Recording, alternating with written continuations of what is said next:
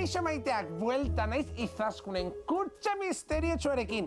Gaurko objektua ongi ezagutzen duzue. Segurazki pare bat erabiltzen egongo zarete edo inguruan izango dituzue. Zer den jakin nahi duzue? Aurrera, Izaskunen kutxa misteriotsua. Hau Izaskunen kutxa misteriotsua da.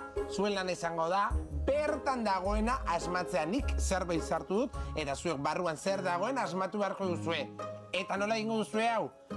Eskua kutxara sartuz eta barruan dagoena ukituz. Gustatzen zaizue, Bai. Denbora agortu orduko erantzun bakarra eman beharko didazue, ados? Eta lasai, oso galduta baldin bazaudete, pista bat ekarri dut zuentzako. Nahi duzuenean, pista eskatu, ados?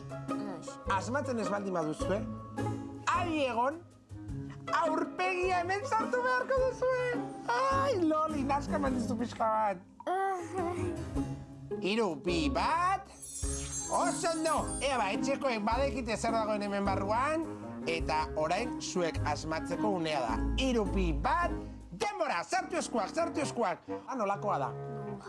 Biguna eta gogorra. Ea, Luisa, zer uste duzu dela? Ari bat. Ari bat! Ez zabiltzo soker, ez da ari bat, baina nahiko antz du. Bai, ondo zabiltza. Lehenik uste nuen intsektu bat bazela barnean. Beroa dago? Eta hotza. Eta hotza biak. Ene biguna eta gogorra, hotza eta beroa, dena. Emango dizuet pista bat. Bai? Ea, adi, konexioak sortzeko balio du. Kable bat bezala da. Kable bat bezala da? Oso ondo. Ainara, zuk zer uste duzu? Kable bat. Kablea. Erantzun zuzena dela oso ondo! Apa, zuek! Erronka zailduko dugu pixka bat, ze oso erresalmatu duzue. Ea, zaidazue zenbat kable dauden kutxa barruan. 4. 4! 2! Gehiago daude. Badakit kableak dira eta orain ez dut beldur. 5. Gehiago! 10. Gehiago! 15. 17. 17! Gutxiago! 18. Begira ze pastel goxoan sartu beharko duzuen aurpegia, Gero nitzatzen dute.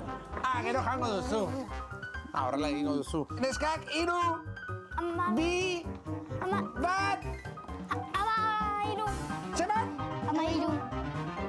Erantzun, zuzena oso! Hau pausue panayi! Oso erresa izan da. 13 kable daude oso ondo, Ainara!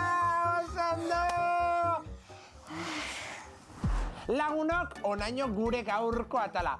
Oso ongi aritu dira gure gaurko lehiakideak. Aizue, zer gehiago sartu beharko nuke kutxa misteriotsuan.